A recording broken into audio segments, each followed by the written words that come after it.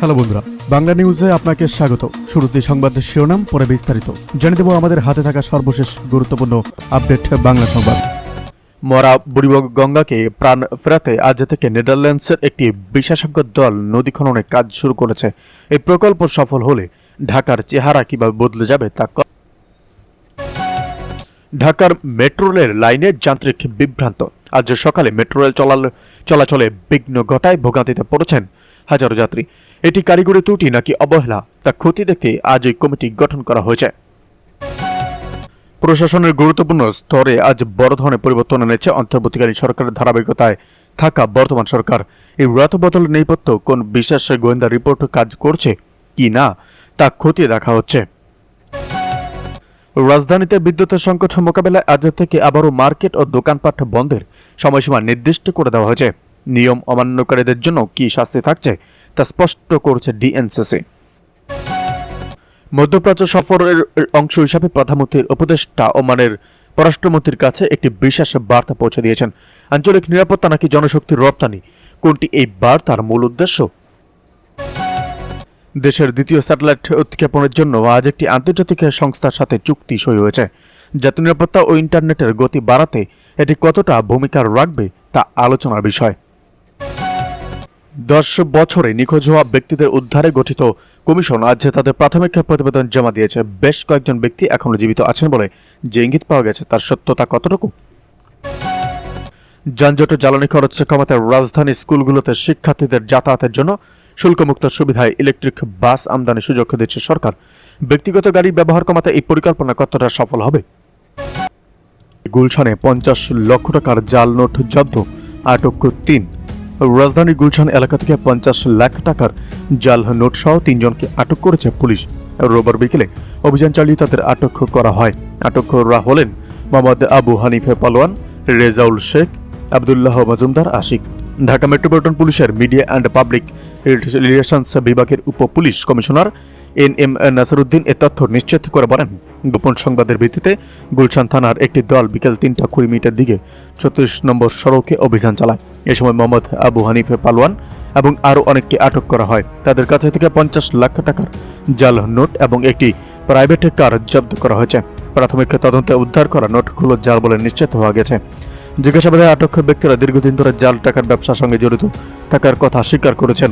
আটকদের বিরুদ্ধে আইনগত ব্যবস্থা গ্রহণ প্রক্রিয়াধীন রয়েছে বলেও জানান ডিএমপি। এদিকে জুলাই আন্দোলনে ইন্টারনেট বন্ধের পেছনে সরকারের সিদ্ধান্তের অভিযোগ ট্রাইব্যুনালে শুনানি।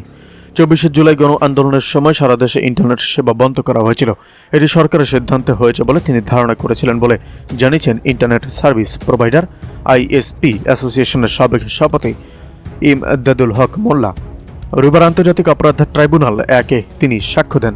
বিচারপতি মোহাম্মদ গোলাম মর্তুজা মজুমদারের নেতৃত্বাধীন ট্রাইব্যুনালের সাবেক ICT প্রতিমন্ত্রী জুনায়েদ আহমেদ পলক ও সাবেক প্রধানমন্ত্রী শেখ হাসিনার ছেলে সজীব ওয়াজেদ জয়ের বিরুদ্ধে মানবতাবিরোধী অপরাধের মামলায় এই সাক্ষ্য গ্রহণ করা হয়। সাক্ষ্যে ইমদাদুল হক মোল্লা বলেন, 2024 সালে 18 জুলাই বিকেল থেকে কিছু এলাকায় ইন্টারনেটের সমস্যা শুরু হয় এবং রাত 9টার পর সারা দেশে ইন্টারনেট সম্পূর্ণ বন্ধ হয়ে যায়। তিনি জানান, ISP পর্যায়টি ইন্টারনেট সরবরাহ ব্যবস্থার শীর্ষ স্তর। তাদের উপর IIG এবং ICT স্তর কাজ করে। তারা IIGর সঙ্গে যোগাযোগ করলে জানানো হয় ITC থেকে ব্যান্ডউইথ সরবরাহ বন্ধ হয়েছে। এদিকে উপজেলা ছাত্রলীগের সভাপতি সহ আওয়ামী লীগের 10 নেতাকর্মী কারাগারে। নিষিদ্ধ ঘোষিত ছাত্রলীগ জামালপুরের মেলান্দ সহ উপজেলা শাখার সভাপতি সহ আওয়ামী লীগের 10 নেতাকর্মীকে কারাগারে পাঠানোর নির্দেশ দিয়েছেন আদালত।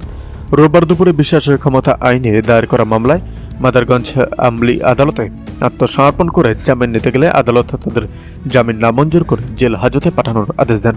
কারাগারে যাওয়া ব্যক্তিরা হলেন জামালপুর জেলা কৃষক লীগের কৃষি পণ্য সম্পাদক হোসেন আলী এবং আরও অনেকে। অন্যান্যর মধ্যে আদরা ইউনিয়ন আওয়ামী লীগের সাংগঠনিক সম্পাদক সাইফুল ইসলাম এবং ইউনিয়নের 4 নম্বর ওয়ার্ড আওয়ামী লীগের সহসভাপতি ফজিল হক এবং আরও অনেকে ছিলেন। আবুল হোসেন বলেন, আসামিদের বিরুদ্ধে বিশেষ ক্ষমতা আইনে মামলা থাকায় রোববার তারা আদালতে আত্মসমর্পণ করে জামিন নিতে এসেছিলেন। আদালত তাদের জামিন নামঞ্জুর করে জেল হাজতে পাঠানোর নির্দেশ দেন। বিকেল 4টার দিকে তাদের জেল হাজতে পাঠানো হয়েছে। এদিকে TSCতে নারী হেনস্থার ঘটনায় ঢাবি শিক্ষার্থী হল সিট বাতিল।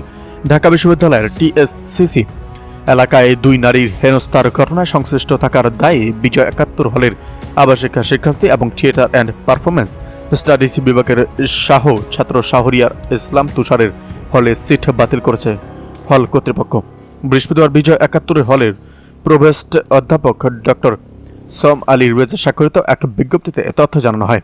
বিজ্ঞপ্তিতে বলা হয়, টিএসসি মোড়ের রাজু ভাস্কর্য সংলগ্ন এলাকায় মারধরের ঘটনার প্রেক্ষিতে ঢাকা বিশ্ববিদ্যালয় থেকে আপনাকে 6 মাসের জন্য বহিষ্কার করা হয়েছে। এমত অবস্থায় বিশ্ববিদ্যালয়ের নিয়ম অনুসারে বিজয় 71 হলে আপনার নামে বরাদ্দকৃত সিটটি বাতিল করা হলো। বিজ্ঞপ্তিতে আরও বলা হয়, আগামী 7 দিনের মধ্যে হল প্রদত্ত আইডি কার্ড, রুমের চাবি ও অন্যান্য সরঞ্জামাদি হল প্রশাসনকে বুঝিয়ে দিলে আপনাকে হল থেকে নির্দেশ দেওয়া হলো। এদিকে প্রধানমন্ত্রীর সঙ্গে অস্ট্রেলিয়ার সংসদীয় প্রতিনিধি দলের সৌজন্য সাক্ষাৎ। প্রধানমন্ত্রী তারেক রহমানের সঙ্গে অস্ট্রেলিয়ার সংসদীয় প্রতিনিধি দল সৌজন্য সাক্ষাৎ করেছে। অস্ট্রেলিয়ার পার্লামেন্টের স্পিকার মিল্টন ডিক প্রতিনিধি দলটির নেতৃত্ব দেন। বৃহস্পতিবার বিকেল 3টায় সংসদ ভবনে প্রধানমন্ত্রীর কার্যালয়ে এই সাক্ষাৎ অনুষ্ঠিত হয়। প্রধানমন্ত্রীর প্রেস সচিব আবু আবদুল্লাহ এম ছালেহ এক কথা জানান। প্রেস সচিব বলেন, অস্ট্রেলিয়ার পার্লামেন্টের স্পিকারের নেতৃত্বে সে দেশের সংসদীয় প্রতিনিধি দল প্রধানমন্ত্রী ও সংসদ নেতার সাথে তার কার্যালয়ে সাক্ষাৎ করেছে। এটি ছিল সৌজন্য সাক্ষাৎ।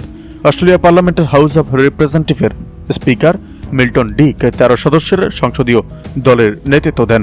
এ সময় deputy speaker barrister Kaisal Kamal, সংসদের চিফ হুইপ নুরুল ইসলাম মনি, পররাষ্ট্র প্রতিমন্ত্রী সামা আবাদ ইসলাম উপস্থিত ছিলেন। এদিকে গণভোট ঘটনাক্রমে সিদ্ধ বলেন সালাউদ্দিন আহমেদ। গণভোটের বিষয়ে স্বরাষ্ট্রমন্ত্রী সালাউদ্দিন আহমেদ বলেছেন, এটা ঘটনাক্রমে সিদ্ধ। অধ্যাদেশ জারি হয়েছে, গণভোট অনুষ্ঠিত হয়েছে এবং সেটার বৈধতা আছে। অন্তর্বর্তী সরকারের সময় করা 133টি অধ্যাদেশ ত্রয়োদশ জাতীয় সংসদে উত্থাপন পরবর্তী বিষয়ে আয়োজিত সংবাদ সম্মেলনে গণভোট নিয়ে এক প্রশ্নের জবাবে সালাউদ্দিন আহমেদ এই কথা বলেন। আজ রোববার বিকেলে সচিবালয় স্বরাষ্ট্র মন্ত্রণালয়ের সম্মেলন কক্ষে ওই সংবাদ সম্মেলনে আইনমন্ত্রী মোহাম্মদ আসাদুজ্জামান ও জাতীয় সংসদের চিফ হুইপ নুরুল ইসলামও বক্তব্য দেন।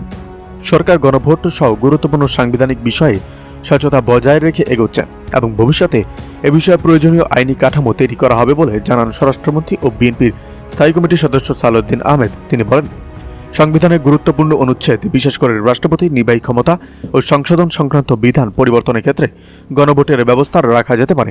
এ বিষয়ে ইতিমধ্যে জাতীয় ঐকমত্য কমিশনে প্রস্তাব উত্থাপন করা হয়েছিল এবং রাজনৈতিক দলগুলোর মতামত নেওয়ার উদ্যোগ নেওয়া হয়।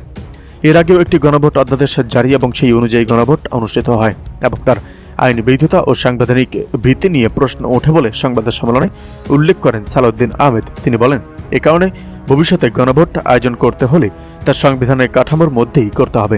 সংবিধানের বাইরে কোনো গণভোট হলে তা আইনি জটিলতায় পড়তে পারে। এদিকে আমরা আবারও আন্দোলনের প্রস্তুতি নিচ্ছি বললেন নাহিদ ইসলাম।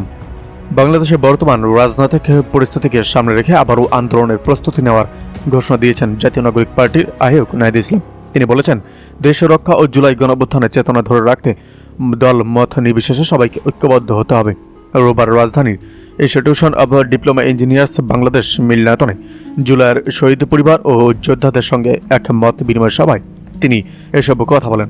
নাহিদ ইসলাম বলেন, আমরা আবারও আন্দোলনের জন্য প্রস্তুতি নিচ্ছি। এটি কোনো দলের বা